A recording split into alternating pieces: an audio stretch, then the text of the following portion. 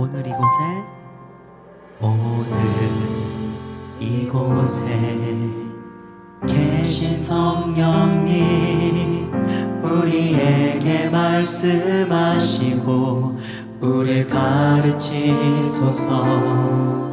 같이 우리 맘 열어주시고 주의 빛으로 밝혀 우리 인도하소서. 오늘 이곳에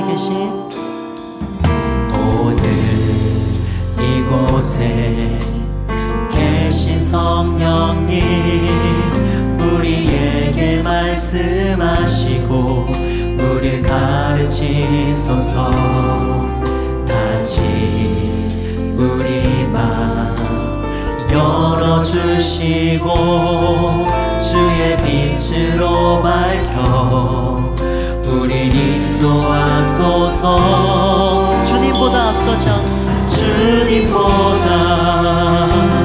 앞서지 않고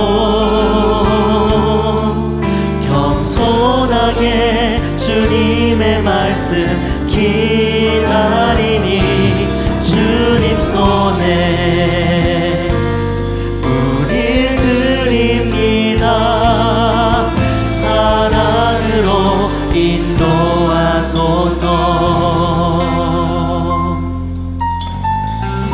오늘 이곳에 계신 성령님, 오늘 이곳에 계신 성령님, 우리에게 말씀하시고 우리를 가르치소서. 같이 우리 맘 열어주시고 주의 빛으로 밝혀 우리를 인도하소서. 주님보다 앞서지 않고 겸손하게 주님의 말씀 기다리니 주님 손에 우릴 드립니다. 사랑으로 인도하소서.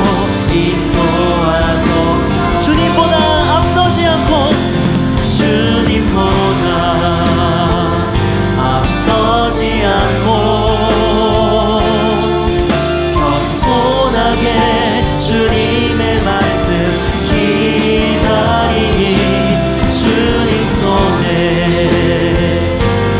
우릴 드립니다. 사랑으로 인도하소서. 창조하신 모습 떠난 우리는 예수님답게 믿으소서. 주님보다 앞서지 않고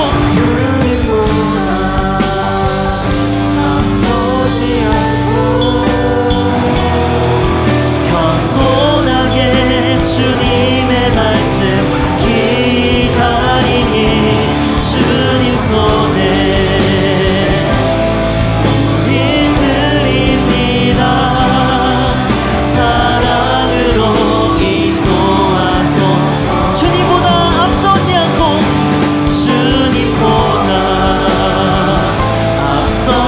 않고 겸손하게 주님의 말씀 기다리니 주님 손에 우릴 드립니다. 사랑으로 인도하소서. 전심을 다해 주님보다 앞서지 않고 겸손하게 주님의 말씀 기다리니 주님 손에 우릴 드립니다. 사랑으로 인도하소서. 할렐루야. 주님께서 오늘 이 자리에 주님의 성령이 계신 줄 믿습니다. 저희의 삶에 깊이 역사하시고 함께해 주시옵소서. 이러한 기도 제목으로 다 같이 기도하시겠습니다. 주여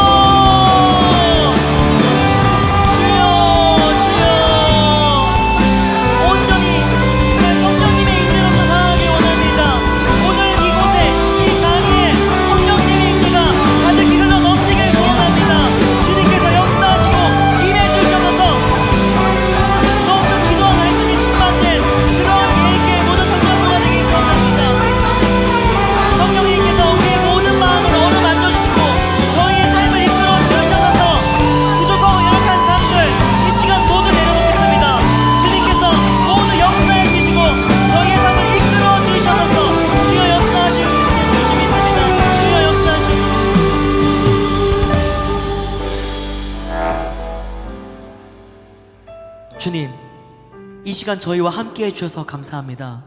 오늘 예배를 통해 주님의 은혜로 더욱 풍성한 삶을 주시옵소서. 신실한 예배자의 삶을 살 수 있도록 역사해 주시옵소서. 이 모든 말씀 살아 역사하시는 주 예수 그리스도의 이름으로 기도드렸습니다. 아멘. 주님께 영광의 박수 올려드리겠습니다. 네, 우리 시간부터 다 같이 자리에서 일어나셔서 정말 힘차게 주님께 경배와 찬양을 올려드리겠습니다.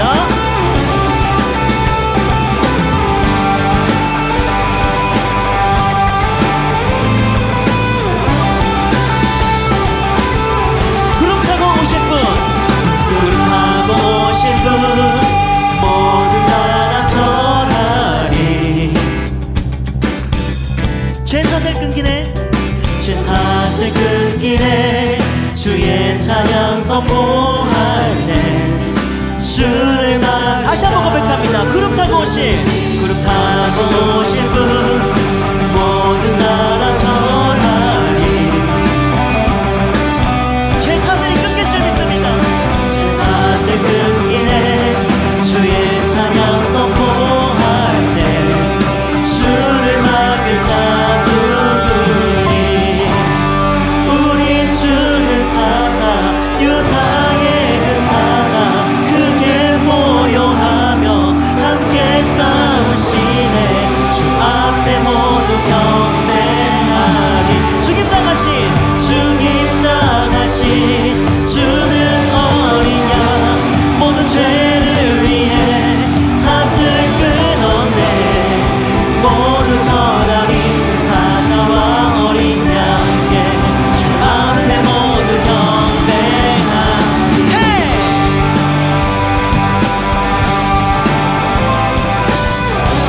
우리 이번에 2절로 고백합니다.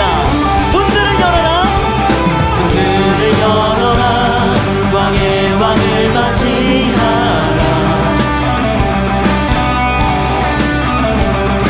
구원의 하나님 포로들 해방하시네. 주를 막을 자 누구니. 우리 주는 사자, 우리 주는 사자, 유다의 그 사자, 크게 포용하며 함께 싸우시네. 주 앞에 모두 경배. 죽임 당하신 주는 어린 양, 모든 죄를 위해 사슬 끊었네. 주 모두 전하리. 그 사자와 어린 양께 주 앞에 모두 경배하리.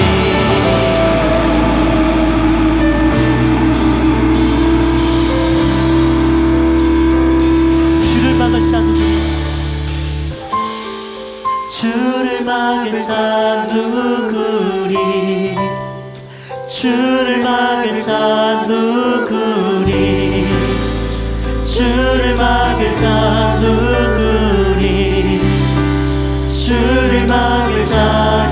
주를 막을 자, 주를 막을 자 누구니.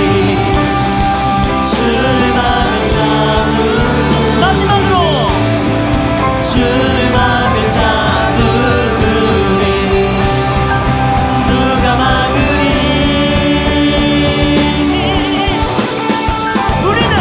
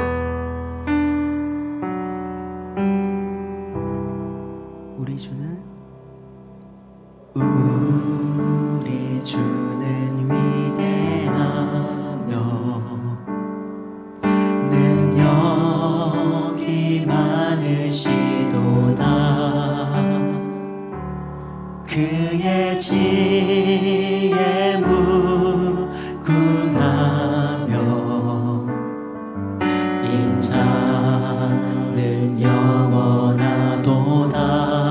상한 자를 고치시며 상한 자를 고치시며 상처를 싸매시도다. 별들의 수를 세시며 이름을 붙이셨도다. 그가 구름으로 하늘을 덮으시며 땅을 위하여 비 준비하시니 예루살렘아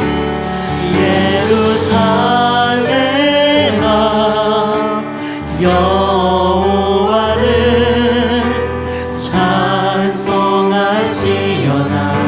내 하나님을 감사함으로 그 앞에 나가며 주 임재 앞에 경배해. 우리 주는 위대하며 우리 주는 위대하며 능력이 많으시도다. 그의 지혜 무궁하며 인자는 영원하도다. 상한 자를 고쳐주시는 분입니다. 상한 자를 고치시며 상처를 싸매시도다. 별들의 수를 세시며 이름을 붙이셨도다. 그가 구름으로 하늘을 덮으시며 땅을 위하여 비 준비하시니 예루살렘아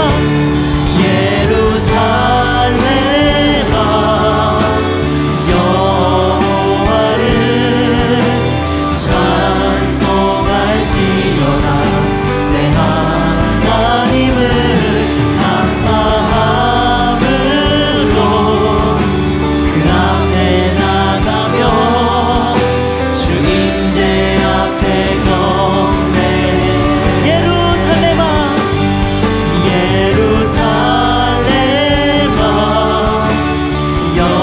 여호와를 찬송할지어다. 내 하나님을 감사함으로 그 앞에 나가며 주 임재 앞에 경배해. 그가 구름으로 하늘을 덮어주십니다.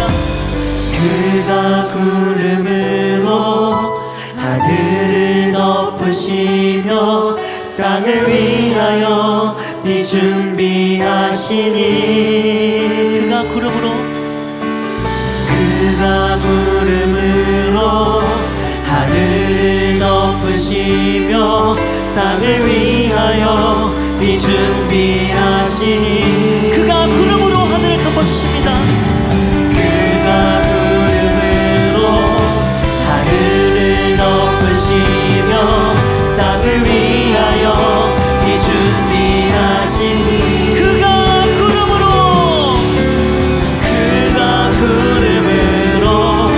하늘을 덮으시며 땅을 위하여 비 준비하시니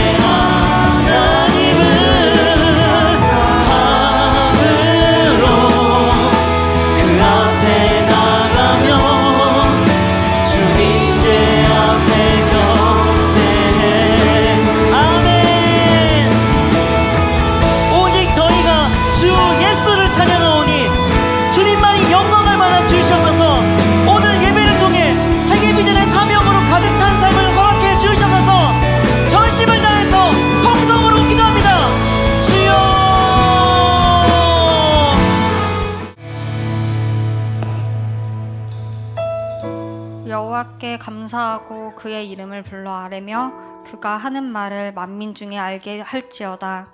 그에게 노래하며 그를 찬양하며 그의 모든 기이한 일들을 말할지어다.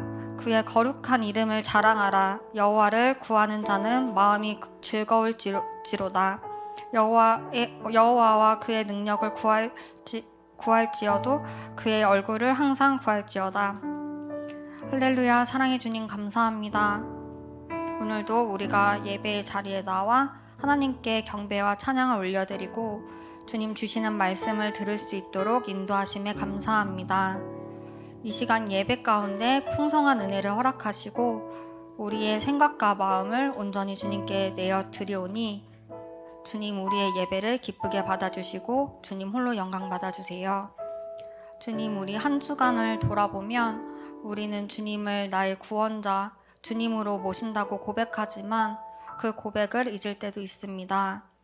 주님의 뜻을 구하며 주님 주시는 생각과 마음에 귀 기울이기보다 우리의 즐거움과 편함을 추구하며 하나님께서 허락하신 하루하루를 무심코 보내지 않았는지 돌아봅니다. 우리 삶 가운데 그러한 찔림이 있다면 주님 용서하여 주세요. 매일의 삶 가운데서 주님 주시는 말씀에 귀 기울이고 주님의 사랑을 확신하며 담대히 복음을 누리고 선포하는 주님의 자녀로 살아가기를 소망합니다. 주님의 자녀로서 제자로서 주님 허락하신 청년의 시기를 기쁘게 감당하는 저희가 될 수 있도록 도와주세요. 세상의 소리에 귀 기울이기보다 주님 주신 지혜를 사모하며 주님 앞에 무릎 꿇고 기도하는 자리에 나아가기를 소망합니다. 주님 우리의 연약함 가운데서도 주님 함께하여 주시고 주님과 함께 승리하는 삶을 살아낼 수 있도록 우리와 동행하여 주세요. 주님 2023년 또 봄 행복 모임도 이제 마무리를 향해 가고 있습니다. 복음 선포와 영혼 구원을 위해서 모두가 끝까지 같은 마음, 같은 뜻으로 기도하게 하시고 섬길 수 있도록 도와주세요. 영혼 구원의 열매를 사모하며 우리가 받은 구원을 다른 이들에게 담대히 전할 수 있도록 우리와 함께하여 주세요. 예수님의 마음으로 베스트를 바라보고 섬길 수 있도록 우리 마음밭을 허락하여 주시고 섬기는 손길 가운데 어려움이 없도록 상황을 열어주시기 원합니다. 우리의 베스트들의 마음과 상황을 활짝 열어주셔서 복음을 듣는 자리로 오는데 방해가 없도록 주님께서 지켜주세요. 섬기는 자와 섬김을 받는 자의 마음을 열어주시고 저희의 섬김과 교제 가운데 주님 주시는 사랑과 은혜가 감사하게 풍성히 넘칠 수 있도록 주님께서 함께하여 주세요. 또 양육과 훈련의 자리에 있는 청년들이 있습니다. 남은 양육과 훈련 자리도 주님께서 지켜주시고 하나님 자녀로서의 확신을 가지고 삶의 가치관이 주님께로 향하며 수레바퀴 삶을 살아내고자 애쓰고 순종하는 시간들을 통하여 주님을 더욱더 깊이 만나고 주님께서 주시는 비전을 깨닫고 영적으로 성장하는 시간이 되기를 기도합니다. 우리 교회와 우리 공동체를 통해 역사하시는 하나님의 일들을 기대합니다. 주님께서 우리를 통하여 일하여 주세요. 주님께서 보내신 선교사님들을 위해서 기도합니다. 필리핀에서 사역 감당 중인 정하윤, 이상은, 김지연 선교사님들을 기억하여 주세요. 맡기신 선교 사역들과 필리핀 영혼들을 위해 기도합니다. 복음을 전하고 영혼을 섬기고 세우는 일을 감당할 때 성령 충만과 지혜를 넘치게 허락하여 주세요. 또 지치지 않는 체력을 허락하여 주시고 건강을 보호하여 주시기를 원합니다. 질병으로 인하여 고통받지 않게 하시고 건강하게 맡기신 사역을 잘 감당할 수 있도록 함께해 주세요. 또 파송 준비 중인 정용준 예비 선교사님을 기억하여 주시고 준비 과정 하나하나 동행하여 주세요. 부족함이 없도록 주님께서 필요를 채워주세요. 선교사님들을 위하여 저희가 깨어 기도하기를 원합니다. 저희가 보내는 선교사로서 계속해서 파송되는 선교사님들을 위해 깨어 기도하고 섬기는 일에 지속적으로 동참할 수 있도록 해주세요. 또 예배를 위해 준비한 손길들을 위해 기도합니다. 보이는 곳, 보이지 않는 곳에서 준비하고 헌신하고 수고하는 지체들을 기억하여 주시고 축복해 주세요. 예배자로서 먼저 예배를 준비하며 맡기신 순서를 위해 마음과 시간을 내어드리고 있는 수고하는 손길들 가운데 기쁨과 평안을 허락하여 주시고 주님께서 능력과 지혜로 맡기신 일들을 감당할 수 있도록 함께하여 주세요. 담임 목사님을 위해 기도합니다. 제자 삼는 세계 비전으로 복음 전하는 제자 세우는 일에 양육과 훈련으로 교회 가장 앞자리에서 본을 보이시는 목사님께 양육간의 강건함을 허락하여 주세요. 하나님께서 맡기신 사역들을 능력 있게 이끌어 가실 수 있도록 부족함 없이 모든 필요를 채워주세요. 날마다 세임과 능력을 더하여 주시고 주님께서 늘 눈동자처럼 보호하여 주세요. 또 말씀을 전하실 때 말씀의 권세를 허락하여 주셔서 오늘 우리가 듣게 되는 하나님의 생명의 말씀이 우리의 마음과 심령 가운데 열매 맺는 시간이 되길 소망합니다. 주님께서 함께해 주세요. 주님, 오늘의 예배가 시작되었습니다. 마치는 시간까지 우리의 생각과 마음들을 주님께 온전히 올려드리기 원합니다. 오늘의 예배 가운데 주님 홀로 영광 받아주세요. 감사드리며 이 모든 기도 사랑이신 예수님 이름으로 기도드립니다. 우리 하나님 말씀 같이 보겠습니다. 하나님의 말씀은 누가복음 1장 18절로 20절 그리고 34절로 38절, 그래서 두 곳을 보도록 하겠습니다. 두 곳을 보면 되겠습니다. 자, 우리 한 절씩 교도하겠습니다. 누가복음 1장 18절. 사가랴가 천사에게 이르되 내가 이것을 어떻게 알리오? 내가 늙고 아내도 나이 많으니이다.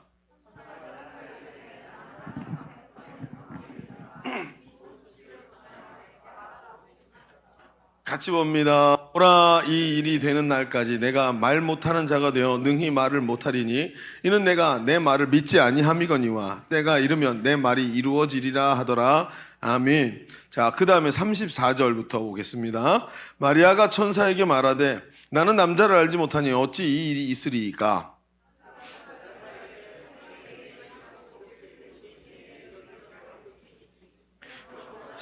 하나님의 아들이 일컬어지리. 보라, 내 친족 엘리사벳도 늙어서 아들을 배웠느니라. 본래 임신하지 못한다고 알려진 이가 이미 6달이나 되었나니. 자, 함께 봅니다. 마리아가 이르되 주의 여종이오니 말씀대로 내게 이루어지리이다 하매 천사가 떠나가니라. 아멘. 여러분, 우리가 신앙생활을 하면서 신앙생활의 주제 중에 순종이라는 주제가 얼마나 중요한지 우리는 참 잘 알고 있습니다. 그래서 어떤 분들은 이게 신앙생활 할 때 믿음 있잖아요. 믿음의 수준이 순종의 수준과 같다라고 말씀하시는 분들이 참 많아요. 여러분, 순종이 뭡니까? 우리는 순종에 대해서 오해할 때가 있는데 순종은 단순히 시키는 일을 잘하는 것이 아닙니다. 순종은 뭡니까? 그것은 하나님의 주권을 인정하는 행위예요. 여러분, 하나님 어떤 분이시죠? 하나님은 시간과 공간을 초월하시고 그래서 후회가 없으신 분이십니다. 하나님은 모든 지식을 가지고 계시고 세상 모든 것을 자기의 경륜, 자기가 가지고 있는 이 지식을 따라서 세상을 창조하셨어요. 그래서 세상의 것들은 어떻습니까? 하나님을 닮았고 하나님의 모든 지식이 그 안에 들어가 있어요. 인간은 아직도 그것을 다 파악하지도 못하고 하나님의 지혜를 따라갈 수도 없어요. 그런데 여러분, 이 하나님이 말이죠. 여러분, 이 하나님의 모든 능력을 다 갖고 계시는 분인데 그분이 나를 사랑하시고 지금도 변함없이 나를 위해서 자기 아들을 희생 제물로 내어주시기까지 하신 그 사랑으로 여전히 나를 사랑하시는 줄로 믿습니다. 근데 그 하나님께 우리가 뭐 하는 거예요? 그 하나님을 나의 하나님으로 인정하기에 그분에게 순종할 수 있는 거예요. 내가 볼 수 없어도, 내가 느낄 수 없을 때에도 나를 위해서 일하시고 나를 위해서 하나님께서 역사하시고 지금도 나를 사랑하신다는 걸 알기 때문에 그 능력 있으신 하나님 앞에 억지로 하는 게 아니라 순종하는 것입니다. 이게 순종이에요.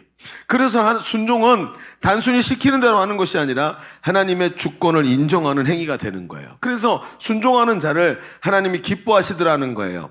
여러분, 그래서 순종하는 사람은 축복의 사람이 되고 복을 받는 게 자연스러운 삶을 살게 돼 있어요. 여러분, 우리 보면 시편 1편에 보면 복 있는 사람은 하고 이야기가 나오죠. 근데 시편 1편에 복 있는 사람에 대한 이야기를 자세히 들여다보잖아요. 그러면 어떤 느낌이냐면 이런 거예요. 야, 이걸 하면 복이 너한테 들어올 거야. 이런 뜻이 아니에요. 복 있는 사람이라는 개념은 말이죠. 마치 비가 오면 비가 흘러서 어디로 모여요? 낮은 곳에 웅덩이를 만들죠. 똑같이 복 있는 사람은 복이 흘러들어서 그 사람에게 오게 돼 있는 삶을 살아요. 이게 시편 1편이 말하는 복 있는 사람이에요. 그래서 여러분, 오늘도 우리가 같이 알고 있지만 순종하는 사람의 특징이 뭔지 아세요? 하나님의 축복, 그 순종을 통해서 하나님의 축복의 자리로 자기가 가게 되고 하나님께 축복받는 삶이 자연스러운 인생이 돼버려요. 이게 순종이라는 거예요. 이렇게 중요해요. 그런데 문제가 있죠. 뭐가요? 이렇게 우리는 순종이 중요한 것이라는 걸 머리로는 잘 알고 있지만 우리는 기꺼이 순종하는 일이 너무 어렵다는 거예요. 기꺼이 순종이 안 돼, 잘. 그러니까 하나님의 뜻이 뭔지 알고 하나님의 뜻을 거절하면 안 되니까 억지로 하는 것 같지는 하지만 우리 안에 진짜 하나님을 인정하고 하나님의 권위를 인정하기에 하는 기꺼이 순종하는 일이 참 어렵다는 거예요. 그 사이에 아주 미묘한 것들이 끼어들어서 우리가 하나님께 기꺼이 순종할 수 없게 만드는 것이죠. 자, 오늘 우리가 읽은 말씀을 볼까요? 오늘 말씀에 보면 두 사람이 나오죠. 앞에 읽었던 내용은 사가랴에 대한 이야기고 뒤에 읽은 내용은 마리아에 대한 얘기입니다. 우리가 누가복음 큐티를 하고 있는데 앞에 부분에 예수님이 이 땅에 오시는 장면을 위해서 하나님이 세례 요한을 먼저 보내시기 위해서 사가랴와 엘리사벳, 사가랴는 남편, 엘리사벳은 아내죠.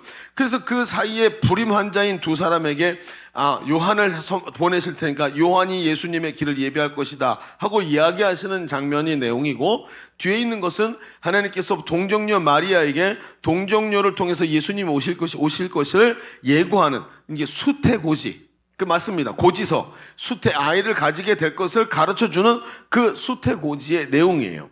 자, 그런데 이 두 사람의 반응이 아주 달랐다는 거예요. 사가랴는 그 소식을 믿지 못하고 그 소식을 믿음으로 받지 못하고 마리아는 믿음으로 순종해요.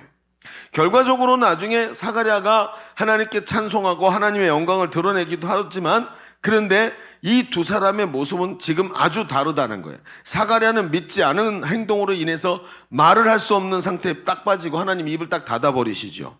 그런데 마리아는 어떻게 해요? 주의 뜻대로 이루어질 것입니다 하고 순종하면서 마리아는 하나님께 찬송하는 사람이 되어버리고 마는 거예요. 자, 생각해 봅시다. 이 둘은 무엇이 달랐을까요?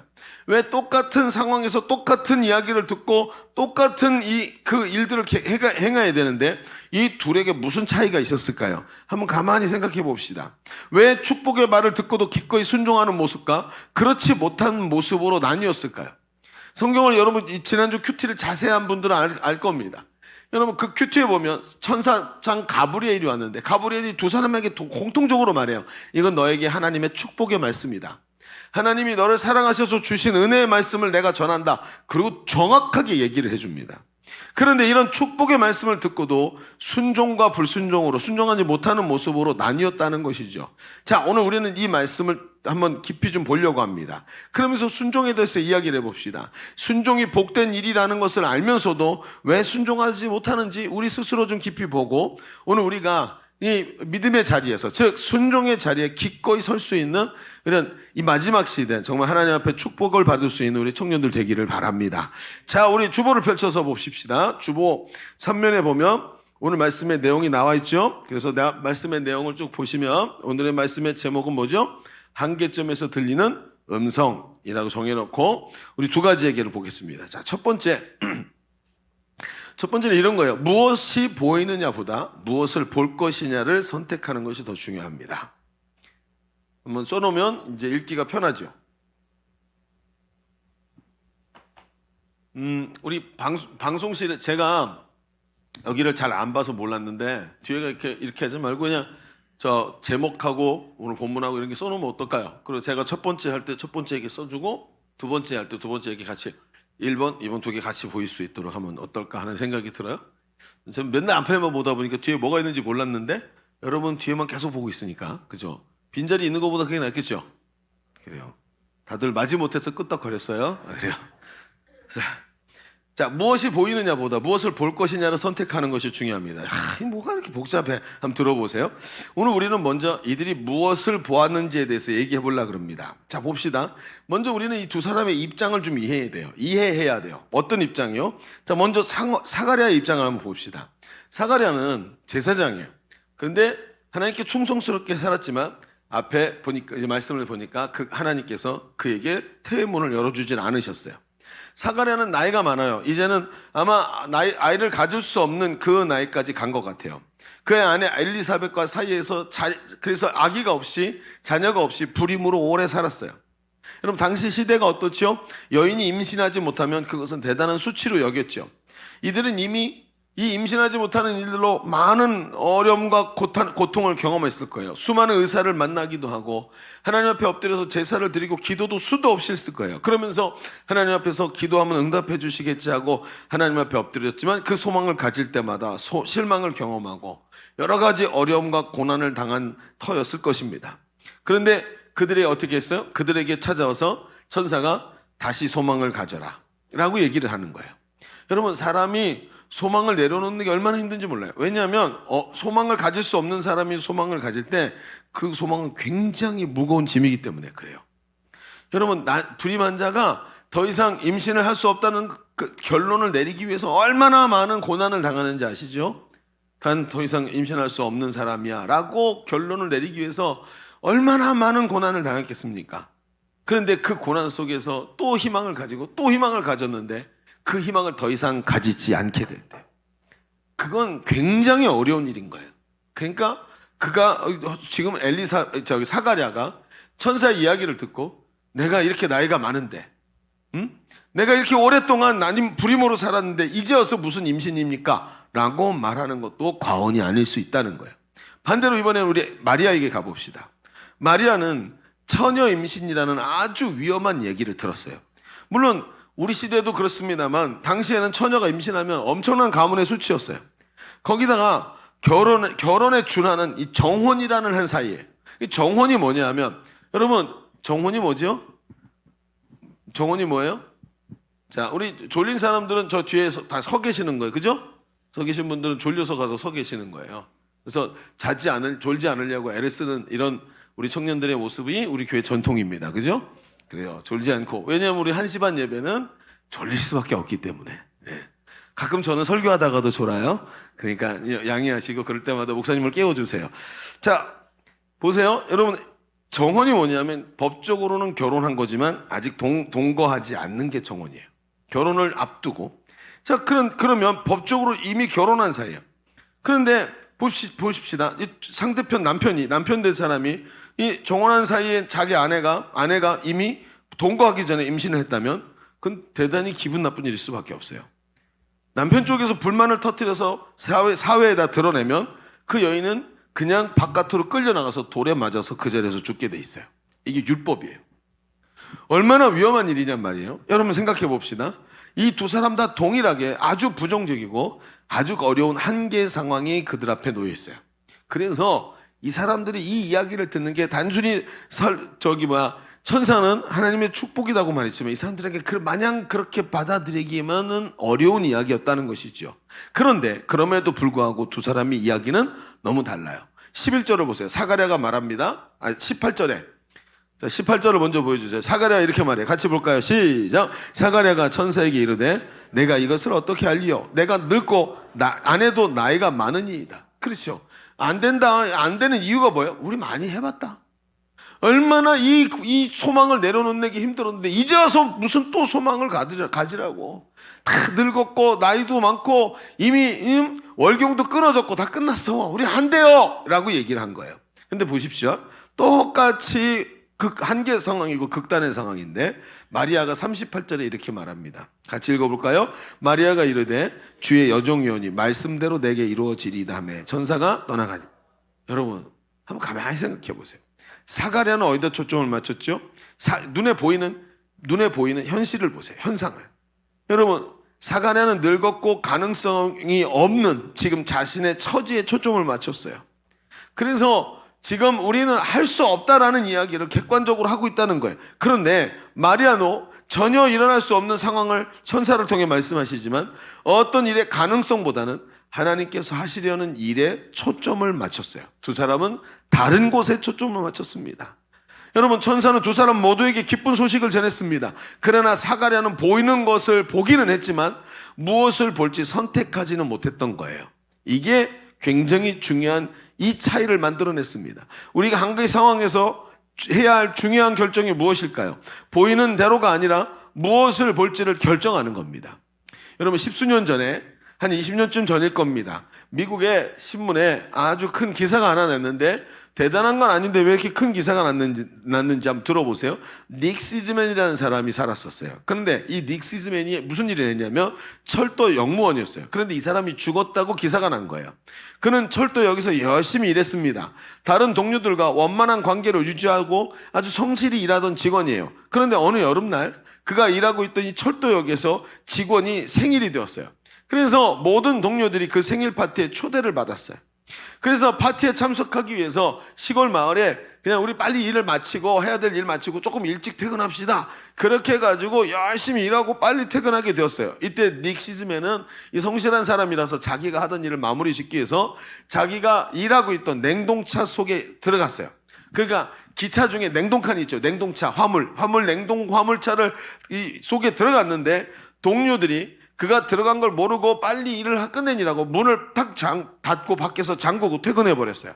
닉은 금방 자기가 냉동차량 안에 탁 갇힌 것을 소리를 탁 듣고 알게 됐어요. 그리고 나가서 힘을 다해 문을 들여졌지만 이미 이 직원들은 시가 조금이라도 빨리 퇴근하기 위해서 뛰어나갔고 아무리 문을 두드려봤자 소리를 질러봤자 구원해 줄 사람 나타나지 않았어요. 휴대폰도 없는 시대였고 시골 역사 주변에는 아무도 없었기 때문에 이렇게 소리를 질러도 들을 수 있는 사람이 아무도 없었던 것이죠. 그 넓은 미국 땅에 말이죠. 자, 닉은 이제부터 이렇게 생각했던 모양새가 보입니다. 아, 여기서 바깥으로 내가 나가지 못하면 나는 몇 시간이 못 돼서 분명히 얼어 죽게 될 것이다. 그렇죠. 아주 합리적인 생각을 한 것이죠. 그렇습니다. 절망에 빠진 그는 나가기 위해서 몸부림을 치다가 몸이 추워가지고 웅크리고 엎드리기 시작했습니다. 그리고 몸이 점점 굳어오는 걸 느끼죠. 그리고 자기 주머니에 있던 도구인 주머니 칼을 꺼내가지고 바닥에다 글씨를 손으로 새기기 시작했어요. 추워서 떨면서 너무나도 추워 몸이 마비되는 것 같다. 차라리 그냥 잠들어 버렸으면 좋겠다. 아마도 이게 나의 마지막 말이 될 것 같다 하고 자기의 유서 마냥 그걸 바닥에다가 삐뚤삐뚤 칼로 새기기 시작했어요.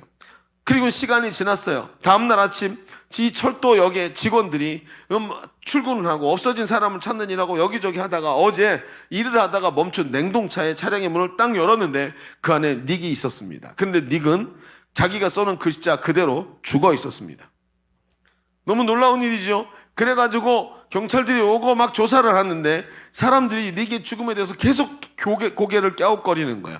그가 냉동 차량 안에 갇혀있던 날 밤 그 냉동차의 냉방장치가 고장이 나서 전혀 작동하지 않았고 그건 고장난 지 한 달째 방치되어 있던 차였어요. 그 차의 온도계는 섭씨 13도를 가리키고 있었고 결코 얼어 죽을 온도가 아니었습니다. 그런데 왜 얼어 죽었을까요? 그는 왜 죽었을까요? 사람들이 그걸 수사하고 이런저런 방법으로 다 이유를 찾아보다가 결론을 내린 게 뭐냐면 그는 두려움 때문에 죽은 것이다. 그는 냉동 차량이 의뢰 추울 것이라고 강박관념을 가지고 생각했고 춥다라고 이 트라우마와 함께 춥다라는 생각이 콱 들어오기 시작하니까 몸이 느끼는 거예요. 추운 것처럼. 그러면서 거기서 오는 공포와 두려움이 그를 옥죄었고 그 짓눌림 때문에 사로잡혀서 죽게 심장이 멈춰서 죽게 됐다는 거예요. 그래서 이 사람의 이야기가 신문으로 나오게 되었습니다. 여러분 한번 생각해 봅시다. 무엇이 보입니까? 여러분 무엇을 보고 계십니까? 사람들은 자기가 보고 있는 것, 느끼고 있는 것이 참이라고 생각합니다. 그러나 중요한 게 있습니다. 무엇이 보이느냐보다 더 중요한 게 뭐냐면 무엇을 볼 것인가를 먼저 결정하는 거예요. 여러분 보이는 것을 다 현실이라고 받아들이는 게 아니라는 거예요. 여러분 이 사람은 무엇을 볼 것인지 결정하지 못했고 자기가 느끼는 대로 봤습니다. 그런데 그 느끼는 대로 본다는 그 느낌이 자기를 왜곡시키고 있었고 거짓으로 자기에게 오고 있었다는 거예요. 그래서 보이는 대로 보는 것이 그를 속게 만들었던 것입니다. 여러분 생각해 보십시오. 광야에 있던 이스라엘 백성이 가데스 바네아에서 12명의 정탐꾼을 가나안 땅으로 들여보냅니다. 그래서 그 들여보내는 장면들을 가만히 보면 그 땅을 탐지하고 오라, 영탐하고 오라 하고 보냅니다. 근데 잘 생각해 보세요. 그 성경을 읽어본 사람은 아마 느낌이 올 겁니다. 그 정탐꾼을 보낼 때 하나님이 보내라 그래서 보낸 게 아니에요.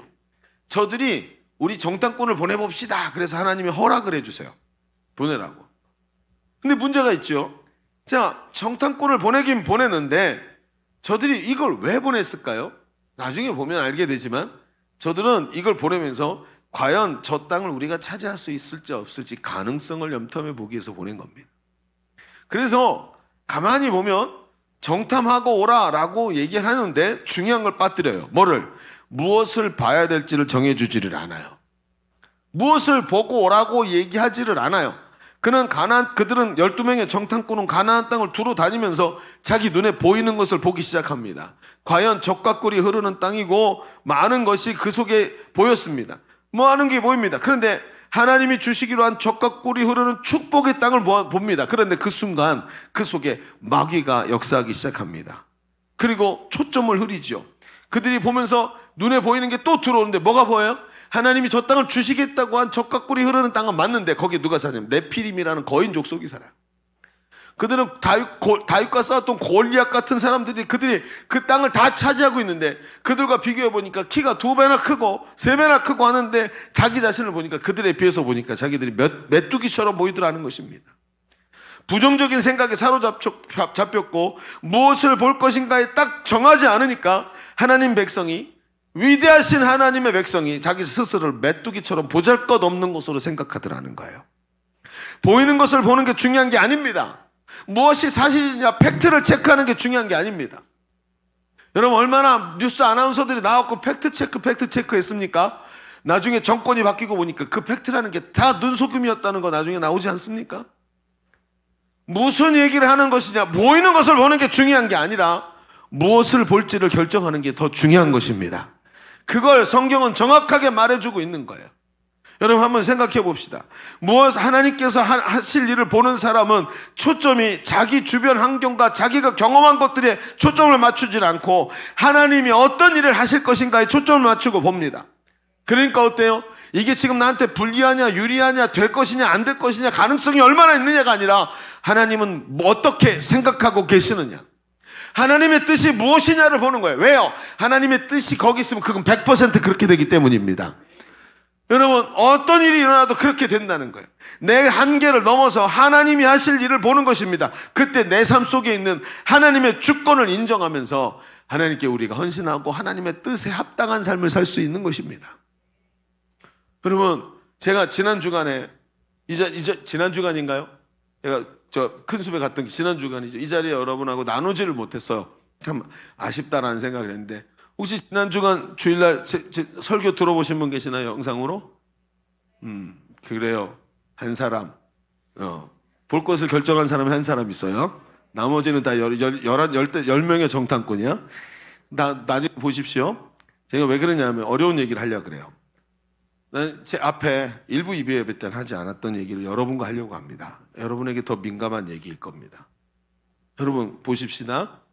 우리가 젊어서 이 땅에서 살아가면서 하나님 백성입니다. 맞습니까? 근데 우리도 뭘 하고 사냐 하면 세상에서 삽니다. 숫자가 우리를 많이 좌지우지시키고 세상 사람들이 말하는 가치관이 우리 머릿속에도 들어있습니다. 그런데 하나님의 백성이 예수 믿고 구원받아서 하나님 자녀이고 하나님이 나의 주인이라고 말하면서 하나님 앞에서 내가 감당해야 될 일들을 감당하지 못하는 모습들이 참 많아요. 특별히 헌금 생활에서 말이죠. 제가 지난 주간에 정말 많은 고민을 했었어요. 지금 교회 재정이 점점 어려워지는 거예요. 그래서 재직회를 하고 나서 재직들이 염려를 하는 거예요. 목사님 지금 재정이 계속해서 매주 일정량씩 계속 마이너스가 됩니다. 이렇게 가면 지난번에 경험했던 일을 또 경험할 수밖에 없습니다 라고 얘기를 하시는 거예요. 그리고 어떻게 해야 될지 좀 특단의 조치를 좀 내리시죠. 그렇게 얘기를 해서 제가 그 전주에, 지난주 말고 그 전주에 장전사님한테 부탁을 했어요. 처음으로 가서 3년 동안, 지난 3년 동안 수입 통계하고 지출 통계를 좀 갖고 와라.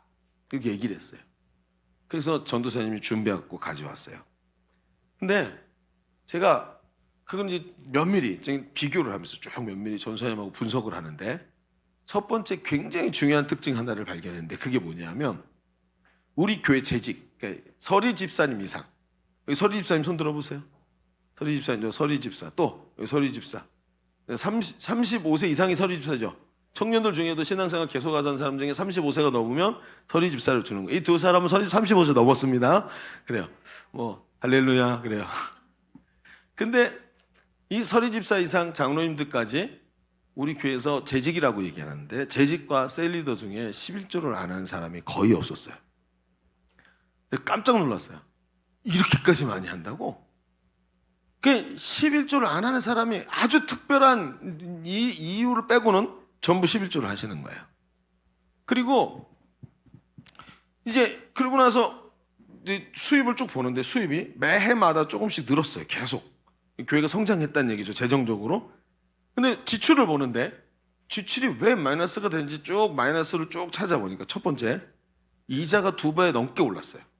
이자가 더블 이상 내요. 전에보다. 전에는 뭐 한 200만 원이 됐다 그러면 오늘 400만 원, 500만 원 정도 이자를 한 달에 한 번씩 나가는 거예요. 엄청나죠? 거기다가 이제 우리 전도사님이랑 간사님들이랑 해가지고 이제 사례비가 워낙에 적으니까 계속 경제적으로 어려우니까 사례비를 조금씩 올렸는데 그게 모인 게 그대로 거기 들어있는 거예요. 마이너스 부분에. 또 우리가 이제 경상비가 나가고 또 우리 보일러 떼고 하는 이런 공과세가 엄청나게 올랐죠. 교회는 여러분 전기세 얼마나 나오는지 아세요? 한 달에 최소한 150만 원 이상씩 나가. 100만 원, 150만 원. 그러니까 어마어마하게 나가는 거예요. 이런 것들 가스비는 여기서 말할 것도 없고요. 근데 이게 딱 모으니까 요걸 딱 모으니까 그 마이너스가 딱 떨어지는 거예요. 제가 그걸 보고 참 충격을 받았어요. 왜? 보니까 지금까지 예일교회가 오면서 모든 것을 다 타이트하게 해왔어요. 여러분 우리 주보 찍는데 얼마나 드는지 아세요? 보통 다른 교회들은 주보 찍는데 한 달에 60만 원? 이 정도 들어가요. 우리는요 한 주에 3만 원인가 밖에 안 들어가요. 이걸 그렇게 많이 줄여놓은 거예요. 그래서 여러분의 주보는 풀컬러가 아닌 거예요. 우리 교회에서 그렇게 만들었기 때문에 전부 교회에서 만드는 거예요. 여러분 이렇게 줄여놨기 때문에 더 이상 줄일 데가 하나도 없어요. 줄이는 방법을 몇 가지 강구했는데 첫 번째 보일러 끄고 사는 거고 지금 보일러 안 트니까 그럼 에어컨 안 트는 거예요. 여러분 조금 있으면 에어컨 안 트면 알죠? 우리 교회가 육수 공장이 됩니다. 이렇게 살거나 아니면 사람을 줄여야 돼. 인건비를 줄여야 돼. 여러분 그렇게 할 수는 없잖아요. 교회가 또 다 같이 사역해야 되는데 제가 또 놓고 그리고 볼펜을 들고 막 체크를 하다가 볼펜을 탁 내려놨어요. 하나님 눈에 보이는 걸 보는 게 아니군요. 눈에 보이는 걸 봐서는 안 되는 거예요. 이건 제가 이렇게 얘기했어요. 하나님 이건 제가 할 수 있는 일이 아닙니다. 처음부터 지금 이 상황은 내가 할 게 아닙니다. 하나님 이거는 하나님이 하셔야 됩니다고 볼펜을 탁 내려놨어요. 그걸 보다가 여러분 헌금을 안 한다 그러면 헌금하자고 말해야 돼요. 그렇죠? 근데 헌금해요. 이걸 어떻게 할 거냔 말이에요. 그렇다고 잘못된 데 쓰고 있어서 뭘 줄여야 된다 그러면 줄이면 되는데 줄일 데가 없는 거예요. 그럼 우리 먹고 사는 거 다 줄여야 되고 인건비 줄여야 되고 하는데 그러니까 내가 할 수 있는 일이 여기서는 없어요. 하나님. 그리고 무슨 결정을 했는지 아십니까? 하나님 기도하라고 말씀하시는군요. 기도하라고 말씀하시는 거예요. 그리고 지난 주일날 설교 때 제가 작년 성도들한테 그랬어요. 여러분 제발 기도합시다. 제발. 우리가 제일 못하는 게 기도입니다. 눈으로 보는 것만 보고 봐야 될 것을 결정하지 못하니까 세상의 일들에만 정신이 팔려있고 기도하지 않으니까 이런 하나님께서 우리를 기도의 자리로 부르시지 않습니까? 하고 얘기를 했어요. 그래서 지난 주간에 새벽 기도회가 그렇게 많이 나오셨던 거예요. 여러분 여기서 빠진 사람들이 있습니다. 누구게요? 우리 청년들입니다. 여러분 보고 11조 하라는 얘기가 아니라 하나님 앞에서 왜 여러분 우리 청년들이 이 헌금 생활이 안 되는지 아세요? 내가 세상을 바라보면서 세상이 보여주고 있는 보여지고 있는 것만 보지 내가 무엇을 볼지를 결정하지 않으니까 하나님 앞에서 내가 드리는 게 자꾸 마음이 답답해지는 거예요. 내가 교회를 통해 예수를 믿었고 교회를 통해 복음을 들었고 하나님이 교회를 통해 나를 축복하시는데 하나님 앞에서 이 교회가 운영되고 하나님의 일을 하기 위해서 지속적으로 감당하는 일을 위해서 내가 하나님 앞에서 그 멤버로 감당해야 될 일들을 외면해서는 절대로 안 되는 것입니다. 여러분 신앙생활하면서 헌금생활은 하나님 앞에서 반드시 감당해야 되는 일인 줄로 믿습니다. 여러분 제가 요즘에 유튜브 보는 것 중에 배틀그라운드 유튜버 중에 표코라는 사람이 있어요. 아세요? 아, 유명한 사람인데 그러시구나. 그 유튜브 방송을 가요. 근데 그 사람이 와가지고 뭐라 그러냐면 그 방송, 이제 유튜브 조금씩 이렇게 잘라서 보냈는데 지금 어떤 사람이 올라와서 뭐 예를 들어서 무슨 총으로 몇 킬 하면 5만 원 막 이렇게 던져요. 근데 사람들이 나도 5만 원, 나도 5만 원 그랬고요. 한 번에 100만 원짜리 게임을 해요. 제가 깜짝 놀랐어요. 예수를 믿지 않는 사람들도 자기 게임 유저가 게임을 할 때 거기다 5만 원씩 10만 원씩 던져가지고 그 사람이 한 판에 100만 원짜리 한 판씩을 해내는 걸 보면서 야, 이건 너무한다 진짜. 이 시대가 이런 거구나. 우리가 자기가 좋아하는 유튜버 하나에게 하는 것만큼도 하나님 앞에 하지 못한다면 창피해서 어떻게 하겠습니까? 하나님 앞에서. 세상에 보여주는 건 돈이 없어. 너 지금 굉장히 공핍한 거야. 남들하고 좀 비교해봐 하고 얘기하지만 내가 볼 것을 딱 결정하면 하나님이 역사하신다. 여태껏 굶어본 적 없잖아. 하나님이 내 삶을 여기까지 인도하셨잖아. 하나님이 앞으로도 인도하실 거야. 나는 하나님을 믿어. 이게 나와야 되는 거예요. 오늘 우리 청년들에게 간곡히 말씀드립니다. 여러분, 믿음으로 보시기를 바랍니다. 그리고 내가 여러분이 뭐 한 달에 뭐 몇천만 원씩 버는 사람도 아니고 하나님께 드리는 게 아까울 수도 있지만 그 작은 것 가지고 작은 것일 때 작은 것을 드리기 시작할 때 큰 일에도 충성할 수 있는 사람이 되고 작은 것에 충성한 사람에게 하나님이 큰 것도 맡기시는 역사를 이루시는 줄로 믿습니다. 그래서 이 이야기를 여러분에게 부담스럽지만 드리는 거예요. 자, 우리 첫 번째 얘기를 좀 정리해 봅시다. 우린 지금까지 머리로는 아는데 왜 삶이 순종이 안 되는지에 대해서 얘기했습니다. 머리로는 아는데 왜 안 될까요? 그렇습니다. 무엇이 보이는지 보는 것을 보는 게 아니라 무엇을 볼 것인지를 먼저 결정하는 것을 잊어버렸기 때문이에요. 오늘도 믿음으로 보십시다. 내가 경험한 대로 보지 말고 일하시는 하나님을 보십시다. 하나님의 위대한 계획을 보시기를 바랍니다. 보는 즉시 순종은 무거운 짐이 아니라 감동적인 축복으로 변하게 될 것을 믿습니다. 자, 그런데 한번 가만히 살펴봅시다.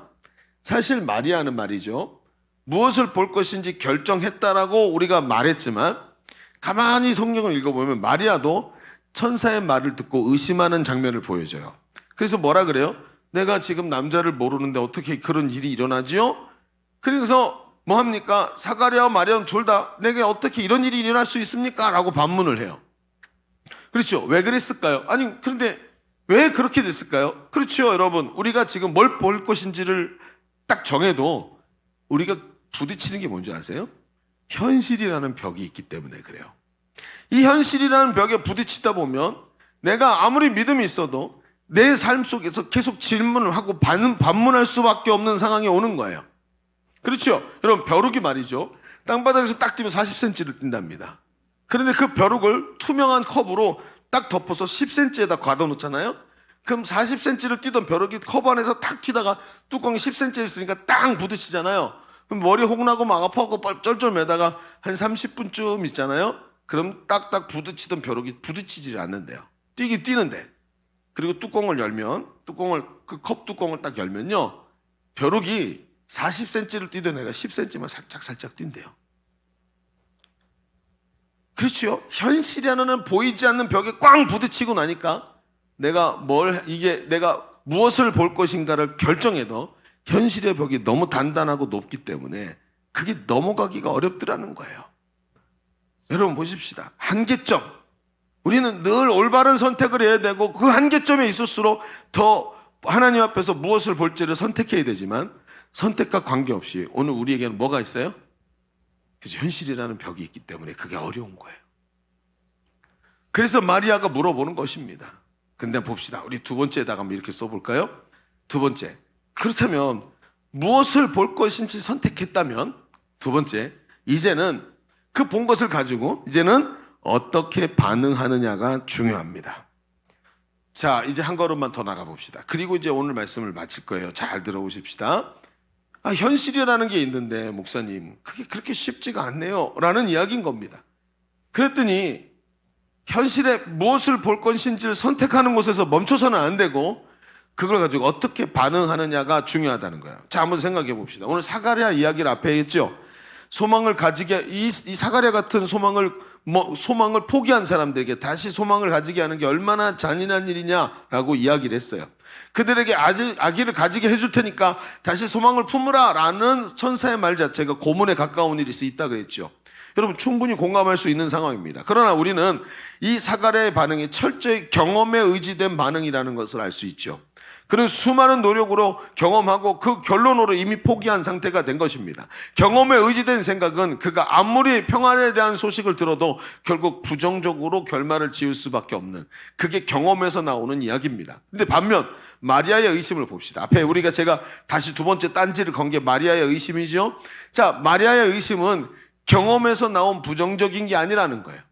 여러분 34절에 보세요. 이렇게 말해요. 마리아가 천사에게 말하되 나는 남자를 알지 못하니 어찌 이런 일이 일어나겠습니까? 자, 이 이야기가 무슨 뜻이죠? 앞에서 말하는 사가랴의 이야기는 굉장히 다른 거예요. 왜요?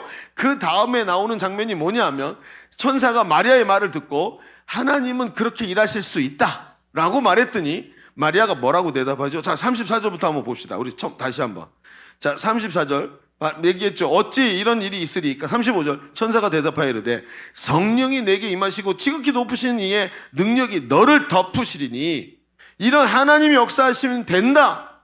자, 36절에 내 친족 엘리사벳도 그 아기를 못 가진다는 사람이 이미 가져서 6개월이나 됐다. 자, 6개월이 되면 뭘 알 수 있어요? 가서 만져보면 이게 똥배가 아니라는 걸 알게 되죠. 그 정도 될 때까지 천사가 기다렸다 오는 거예요. 왜? 증거를 보여주려고. 37절 대저 하나님의 말씀은 능하지 못함이 없느니라 하고 이야기를 했더니 마리아가 뭐라 그래요? 주의 여종이오니 주의 뜻대로 될 것입니다. 여러분 봅시다. 하나님이 어떻게 하실지를 묻는 질문이지 이게 부정적인 결론이 아닌 거예요. 다른 말로 하나님 나 기대합니다 라는 뜻이에요. 하나님 진짜로요? 저를 통해서 진짜 그런 일이 일어납니까? 여러분 이게 무슨 뜻인지 아세요? 여러분 지금 이 천사가 하는 말 중에 동정녀, 즉 처녀가 잉태하여 아들을 낳으리니 이 구절은 이 시대 사람들은 누구나 알고 있는 구절이에요. 왜요?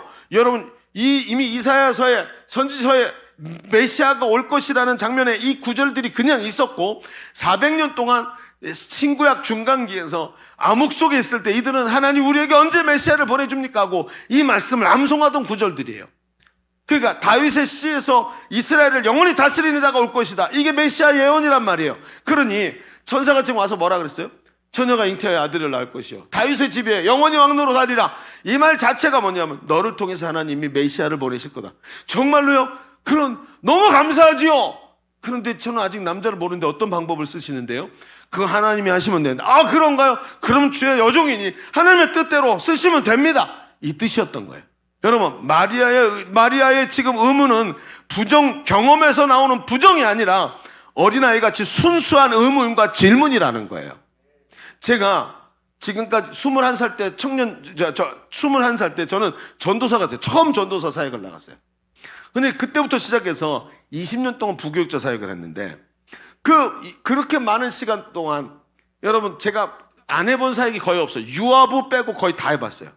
근데 제가 지금까지도 제 마음에 가슴 두근거리게 하는 사역이 뭔지 아세요? 청년 아니에요. 청년. 여러분 저 마지못해서 지금 청년 하는 거예요? 그래요. 청년이 아니고 절 가슴 뛰게 하는 사역은요. 뭐니 해도 초등학생이에요. 초등학생. 여러분 초등학생 시끄럽죠? 짜증나죠? 애들 막 버르장머리 없고 걔들 앉혀놓고 복음을 말해주잖아요. 그러면 애들이 눈이 동그래지고요. 아이들에게 인격에다가 말을 하면 아이들 뱃속에 있는 게 다 나와요. 제가 복음을 말해주잖아요. 그럼 아이들은 십자가를 얘기를 들으면서 눈물을 흘리고요. 하나님이 너를 사랑하신다라고 말하면 자기 가슴을 열어놓고 아무도 쓰지 않은 백지에다가 자기 손으로 써요. 하나님이 나를 사랑하신다. 그리고 평생 가요. 저는 아이들의 눈빛이 너무 좋아요. 초등학교 아이들하고 얘기를 하면 하루 종일도 얘기할 수 있어요. 얼마나 좋은지 아세요? 저는 그 아이들의 그 순수한 영혼이 그 영혼에 제가 가르쳐준 말이 써지는 게 세상에서 제일 짜릿했어요. 그게 그렇게 좋았어요. 저는. 지금도 말이죠. 그 순종으로 깨끗한 마음으로 반응하고 있는 그 초등학생 같은 마음으로 지금 마리아가 전 세계에 말을 하고 있는 거예요. 예수님은 말이죠. 사람들을 가르치면서 밭의 비유로 천국을 설명하셨어요. 여기 천국은 마치 밭에 떨어진 씨앗 같은데 그 떨어진 씨앗이 길가에도 떨어지고 돌짝밭에도 떨어지고 가시떨기밭에도 떨어지고 옥토에도 떨어졌다. 근데 길가밭에 떨어진 것은 새가 쪼아 먹어버렸고 돌짝밭에 떨어진 것은 뿌리가 나긴 했는데 약해서 밑으로 내려가지 못해서 위에서 금방 시들어버렸고 가시덤불에 떨어진 것은 기운이 막혀서 나지도 못했고 오직 옥토밭에 떨어진 것만 열매를 맺었다. 옥토가 뭐지요? 좋은 마음입니다. 좋은 마음으로 하나님의 말씀을 받아들이는 것이 얼마나 중요한지를 말씀하고 있는 거예요. 주님은 이런 마음에 대해서 설명하시면서 어떤 마음이어야 되느냐라는 것을 설명하시면서 어린아이와 같은 마음이 얼마나 중요한지를 마태복음 18장 3절에 말씀하십니다. 이르시되 진실로 너희에게 이르노니 너희가 돌이켜 어린아이들과 같이 되지 않으면 결단코 천국에 들어가지 못하리라. 그러므로 누구든지 이 어린아이 같이 자기를 낮추는 사람이 천국에서 큰 자니라. 여러분, 이 어린아이가 어떤 사람입니까? 하나님의 나라를 가르쳐주면 하나님 나라를 그대로 따라가고 순수한 마음으로 그 말씀을 받아들이는 사람. 자기를 주장하지 않고 자기 경험을 내세우지 않고 내가 안다고 말하는 것이 아니라 자기 가슴을 펼쳐놓고 가르쳐준 말씀을 자기 손으로 자기 가슴에다 평생 지워지지 않도록 쓰는 사람. 어린아이같이 순수한 마음으로 받아들이는 마음 자세를 말하는 거예요. 이런 순수한 반응이 성경에 분명하게 강조되고 있습니다. 여러분, 천사의 얘기를 들으면서 마리아가 본 것이 무엇입니까? 바로 복음입니다. 하나님이 너희를 버리지 않으셨다. 너희를 위해서 메시아를 보내실 것인데 그 메시아를 너를 통해 보내시겠다라는 그 말씀을 순수하게 반응하더라는 거예요. 무엇을 볼 것인가를 정한 데서 끝나는 게 아니라 그 결정된 말씀대로 내 마음을 순수하게 만들어서 그냥 반응하더라는 거예요. 이게 얼마나 중요합니까, 여러분? 지난 주간에 말이죠. 어떤 청년을 우리 교회에서 만났어요. 제가 이 청년을 만난 지 꽤 시간이 오래됐는데 처음에 이 청년을 어떻게 만났냐면 이게 청년인지 모르겠어요. 내일 모레는 50이니까 아직 결혼만 안 했다 뿐이지 거의 50에 가까운 청년이 하나 있어요. 근데 우리 여러분 중에 있는 사람이 아니에요. 우리 교회 안 다녀요. 근데 제가 몇 년 전에 이 청년을 처음 만날 때 교회에 딱 들어왔는데 담배 냄새가 나는 거예요. 제가 개코지요. 딱 냄새를 맡자마자 이거는 밖에서 들어온 냄새가 아니다. 그리고 후다닥 찾았고 화장실에 딱 들어갔더니 아니나 다를까 담배 피우던 사람 저희가 붙잡은 거예요. 아니 지금 그거 안 보여요? 그러면서 얘기를 하는데 딱 보는데 얘기를 하는데 딱 보니까 키가 한 195 정도 190 넘는 거예요. 그리고 삐쩍 마른 사람인데 얼굴이 갸름한데 눈빛이 너무 칼날같이 날카로운 거예요. 이 사람이 이게 제정신이 아니구나 하는 걸 금방 알게 됐어요. 그리고 옷을 입은 거나 하는 게 좀 남루하게 입었는데 이게 보니까 약간 불황자 같기도 하고 그리고 굉장히 불만이 가득한 그 도끼 어린 눈으로 서 있는 사람이었어요. 그러니까 이걸 기선제압해야 되니까 여러분 이런 부교육자 생활 오래 하면 이런 사람들 어떻게 다뤄야 되는지 알아요? 그리고 그냥 강하게 막 밀어붙인 거예요. 아니 지금 정신 있는 거냐고 없는 거냐고 실내에서 담배를 피냐고 안 되겠다고 경찰을 불러야 되겠다고 막 얘기를 하면 확 줄어요 이렇게 사람이. 근데 이 사람이 그 얘기를 딱 듣더니 갑자기 눈을 탁 치켰더니 뭐라 하냐면 아니 목사님 너무 심한 거 아니세요? 이렇게 말을 하는 거예요. 아니 난 불황자라고 생각했는데 그게 아니에요. 제가 사실은 몰라서 그랬어요. 그러면서 제가 여기 그냥 화장실 쓰려고 들어왔다가 제 실수로 그런 거예요. 근데 너무 심하게 말씀하시는 거 아니에요? 라고 얘기를 하는 거죠. 그래서 제가 갑자기 깨갱하면서 급손해를 했습니다. 아 그러세요? 그러면서 이야기를 하면서 내가 당신이 그런 사람인지 몰랐다. 그러면서 이제 얘기를 하면서 이제 급손해를 해갖고 그 사람 데리고 이제 앞에 나왔어요. 1층에 로비에 나왔어요. 가서 앉아서 이런저런 얘기를 하는데 그 친구에 대해서 알게 됐어요. 어려서부터 교회를 다녔는데 자기 성품이 모나고 자꾸 사람들하고 싸우고 부딪히고 하니까 자기를 이렇게 인정해주는 사람도 없고 친구도 없고 주변에 이 마음이 어떻게 들어간 건지 불황자는 아닌데 외모가 굉장히 좀 뭐라 그럴까요? 이렇게 잘 씻지 않고 관리되지 않은 그런 모습이었어요. 그래가지고 제가 이제 오해를 했던 거죠. 그러면서 이 친구가 자기가 지나가다가 할머니 집에 들렸다가 나온 건데 나오다가 갈급해가지고 교회니까 그냥 들어가고 싶어서 들어왔다는 거예요. 어렸을 때 기억이 있으니까. 근데 자기는 예수님을 만나거나 이런 건 아닌데 어렸을 때 그 기억 때문에 들어오고 싶어서 왔고 마침 화장실 가고 싶어서 갔는데 그치 흡연자들은 화장실에 앉으면 그 다음에 자연스럽게 나오거든요. 그러니까 그렇게 했다는 거예요. 그러면서 그런 얘기를 쭉 했길래 제가 그러냐 그러면서 너 예수님 만난 적 있냐 했더니 없다 그러더라고요. 그래서 동전 백지전도 꺼내고 백지전도를 쫙 했어요. 그리고 동전예화로 예수님을 영접하고 나서 동전예화로 확신을 주는데 자기가 교회를 다녀봤지만 이런 건 처음 본다고 얘기를 하는 거예요. 그러면서 동전여화에서 엄청난 도전을 받았어요. 왜요? 하나님이 네 손 잡고 놔주지 않는다. 너 데리고 천국까지 가신다. 이 얘기가 너무 도전이 된다는 거죠. 그리고 막 눈빛이 싹 바뀌고 이제 돌아간 거예요. 근데 그다음부터 1년에 한 번 정도씩 이 형제를 만나요. 1년에 한 번쯤 이 형제를 만나는데 늘 찾아왔고, 야, 이 로비에 앉아서 기다리는 거죠. 그래서, 아, 반갑다고 어떻게 지냈냐고, 오랜만이네 했더니, 이 사람들이 저를 만날 때마다 똑같이 얘기하는데, 뭐라 하냐면, 목사님, 저는 자주 왔어요. 그러는 거예요. 와가지고 저를 부르거나 찾는 게 아니라, 앉아 있다가 저를 만나게 되면 만나고 못 만나면 그냥 가는 거예요. 그런데 제가 1년에 한 번 정도씩 그렇게 만난 거죠. 와가지고 올 때마다 자기 자기 신앙생활 얘기하고 하면서 상담을 하는데, 목사님, 왜 하나님은 제 기도에 응답을 안 해주실까요? 그 응답이 뭔데요? 기도가 뭔데요? 했더니, 목사님 보시는 대로 저 너무나 가난하잖아요. 제가 직장에 들어가도 사람들하고 자꾸 부딪히고 싸우고, 그러니까 직장 생활도 못하고 늘 궁핍하게 살고 이렇게 힘들게 살아요. 하나님은 제 마음을 잘 모르시는 것 같아요. 응답이 잘 안 되는 것 같아요. 제가 막 상담해주고, 너 하나님께 기도하는 방법을 잘 모르고, 응답이 주셨는데 네가 받는 방법을 모르고 네 외골수로 그쪽으로 가면 안 된다, 막 이런 얘기도 막 해줘요.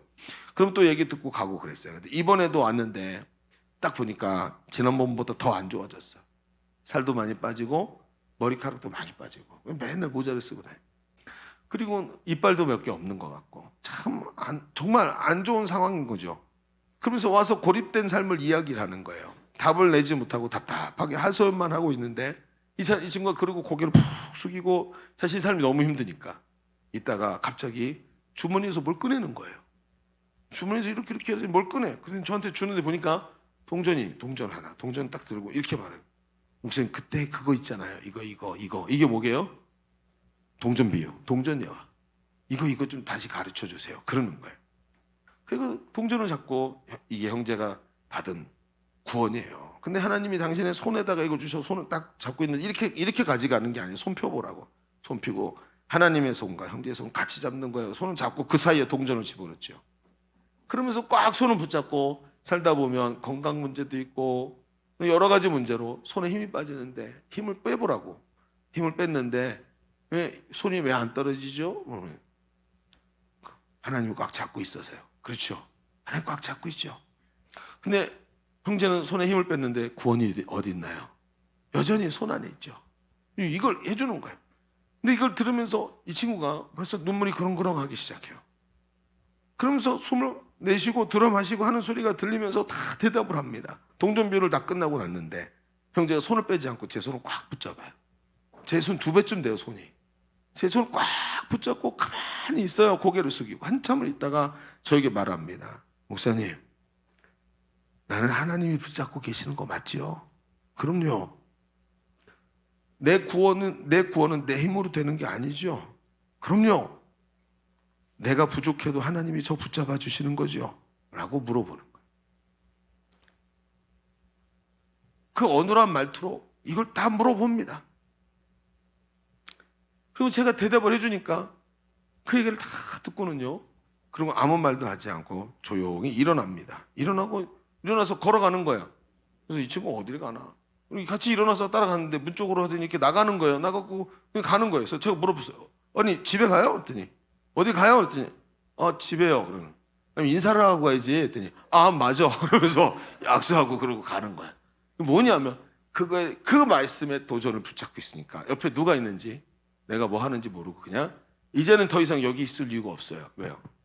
순적하게 주님이 주신 그 마음, 그 말 듣고 싶어서 왔어요. 제가 나중에 가만히 기도하면서 생각하는데 그 말을 너무 듣고 싶었어. 내가 이렇게 고통스럽고 힘드는데 하나님이 내 손을 놓지 않는다는 그 말을 들을 때가 저밖에 없는 거예요. 그래서 힘들 때마다 저한테 그 말 듣고 싶어서 왔다가 1년에 한 번씩 만나고 간 거야. 그제서야 이해가 되는 거예요.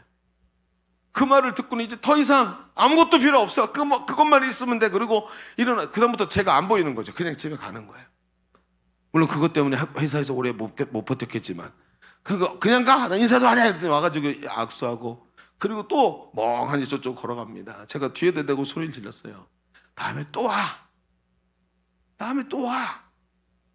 그리고 또 얘기하자. 그러고 보내는 거예요. 뒤도 안 돌아도 보고 터벅터벅 걸어갑니다. 제가 그 형제를 생각하는데 겉모양은 여전히 날카롭지만 그의 마음은 마리아와 같은 어린아이의 좋은 마음을 가지고 있다는 거에 금방 느껴졌어요. 그 친구가 한번 왔다 가면 한 3일쯤 생각이 나는데 제 마음속에 계속 그런 생각이 들어요. 내 마음보다, 내 중심보다 하나님이 저 친구의 중심을 더 좋아하시겠다.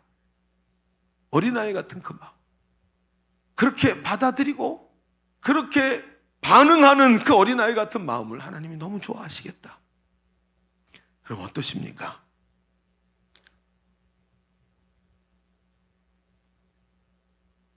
저는 오늘 여러분에게 여기다 설교 준비하면서 헌금과 11조 얘기를 써놨습니다. 근데 앞에는 두 번 예배 동안 말을 못했어요. 그 부분을 지나갔어요. 그냥 설교하지 못하고. 그 얘기를 듣고 많은 사람들이 목사가 돈밖에 몰라 이런 얘기 할까 봐. 아니 저 개인의 문제가 아니라 아직도 준비되지 못한 사람들 신앙에 타격이 될까 봐 말을 못했어요. 여러분 혹시 이 말에 지금 타격이 됩니까? 아니면 이 청년처럼 어린아이 같은 마음으로 받아들여집니까? 무엇을 볼 것인가 보다 더 중요한, 무엇을 볼 것이냐를 결정하는 것보다 더 중요한 게 어떻게 반응할 것이냐라는 거예요. 어떻게 반응할 것이냐. 오늘 우리가 왜 순종이 잘 안 될까요?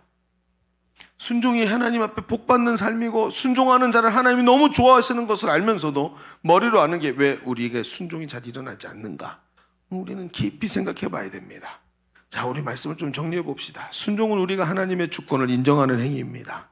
그래서 보이는 대로 보는 것이 아니라 무엇을 볼 것인지 먼저 결정해야 될 줄로 믿습니다. 그러나 순종하는 마음을 구할 때 우리를 막고 있는 현실이라는 높은 벽을 넘어가야 되는데 그것을 넘어가는 것은 오늘 우리가 어린아이 같은 좋은 마음을 구할 때 그 마음 속에서 하나님 앞에 순종하게 그대로 행하게 되는 것입니다.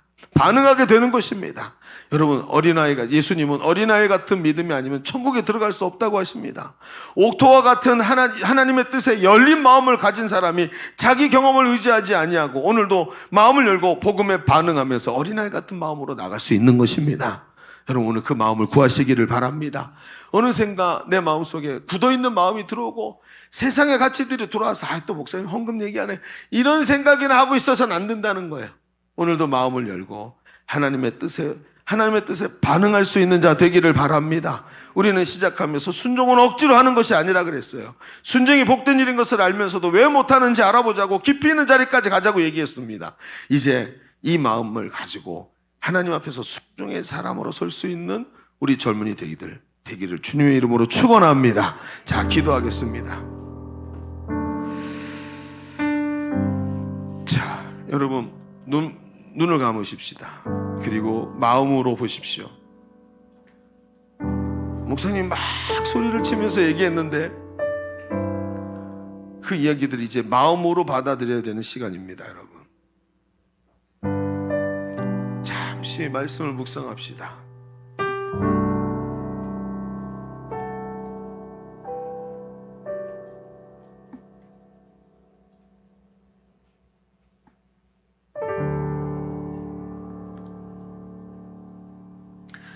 오른손을 가슴에 얹으십시다. 이제 기도하겠습니다.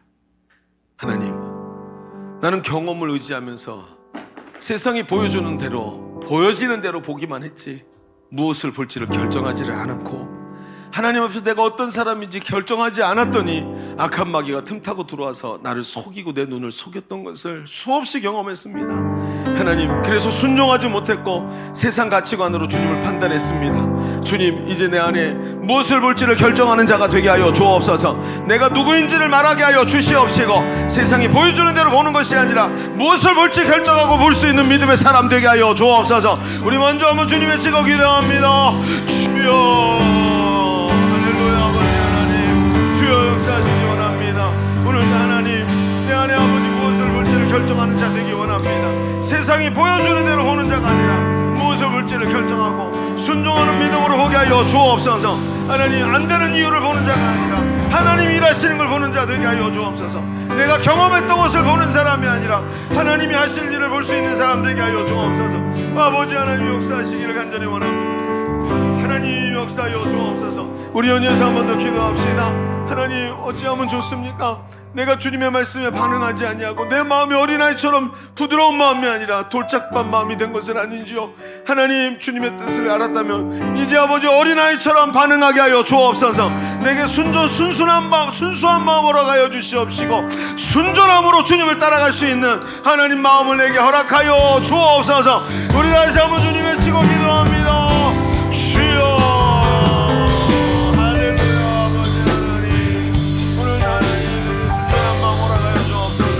어린아이 같은 마음 허락하여 주옵소서.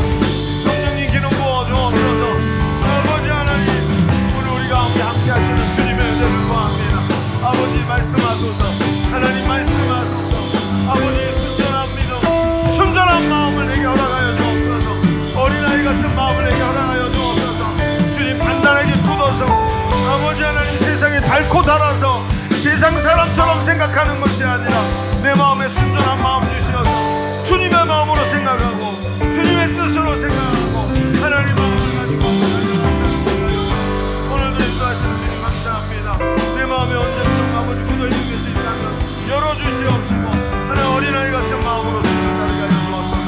하나님 역사하여 주옵소서. 사랑이 많으신 하나님 오늘도 나같이 부족한 자를 억지로 순종의 자리로 끌고 가시지 아니하고 기다리시고 기다리시면서 오늘도 내가 하나님의 말씀에 반응하는 자 어린아이같이 순전한 마음 가지고 주님 앞에 설 수 있는 사람으로 불러주시니 감사합니다. 하나님의 깊은 마음을 알게 하시고 오늘도 세상이 준 세상 가치관에 그저 끌려다니면서 내가 경험한 것이나 내가 손가락으로 꼽는 숫자 가지고 판단하는 자가 아니라 하나님 믿음으로 보면서 오늘도 그 믿음으로 우리의 삶을 아버지 주님 앞에 순전히 주님 앞에 순종으로 반응하면서 달려갈 수 있는 믿음의 젊은이들이 되게 하여 주옵소서. 오늘도 함께 하심을 감사드리며 예수님의 이름으로 기도하옵나이다. 아멘. 우리 하나님께 영광을 올려드립니다. 영원한 사귐에 날 초대하시네 주님을 누리며 사는 것 날 지으신 대로 날 부르신 대로 주님과 함께 걷는 삶 이것이 영원한 삶 이것이 영원한 삶 참 하나님과 그 아들 아는 삶 이것이 영원한 삶 이것이 영원한 삶 내가 주 안에 주는 내 안에 늘 거하는 삶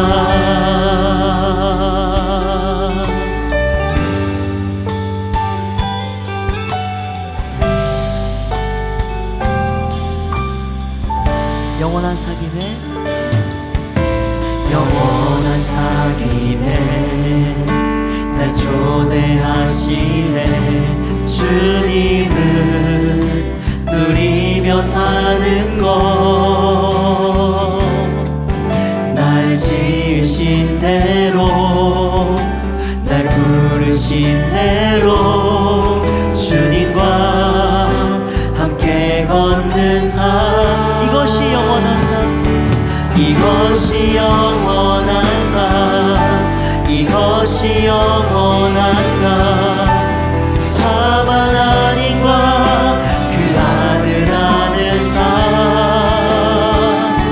이것이 영원한 삶 이것이 영원한 삶 내가 주 안에 주는 내 안 이것이 영원한 삶 이것이 영원한 삶 이것이 영원한 삶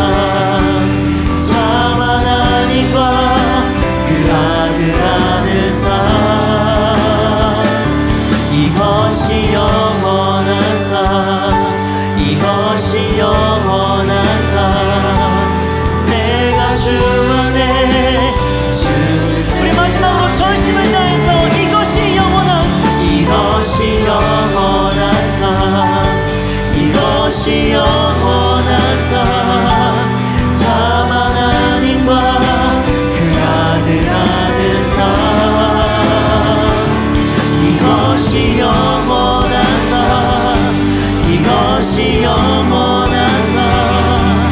내가 주 안에, 주는 내 안에 늘 거하는 선.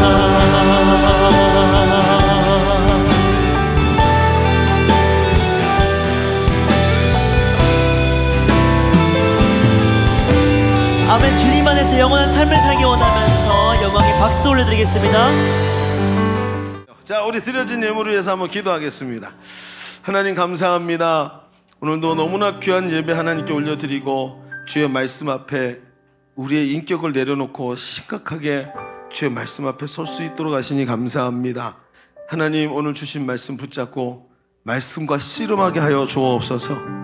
하나님 앞에서 자기를 내려놓고 하나님 환도뼈가 위골되더라도 하나님의 말씀이 이기고 내가 주 앞에 순종하는 한 주간의 삶이 되도록 역사하여 주옵소서.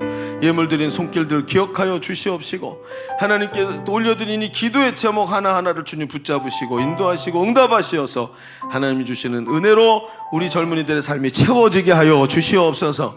하나님 앞에서 아버지 귀한 게 예물드린 그 손길들마다 하나님 그 미래를 축복하시고 하나님의 은혜가 넘치는 삶이 되게 하여 주옵소서. 특별히 오늘 귀한 자매를 보내주시어서 우리 교회 한 가족이 되게 하시니 감사합니다.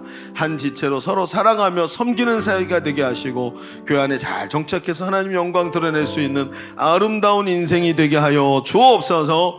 감사합니다. 한 주간도 주가 동행하시며 승리케 하시기를 간절히 원하오며 이제는 우리 구주 예수 그리스도의 은혜와 아버지 하나님의 지극하신 사랑하심과 성령님이 내주하시고 교통하시며 우리 가운데 역사하시는 은혜가 오늘 모여 예배하는 모든 청년들 머리머리 위에 우리의 삶과 미래 위에 주님의 몸된 교회 위에 열방의 선교사들 위에 이제부터 영원토록 함께 계시기를 간절히 축원하옵나이다. 아멘.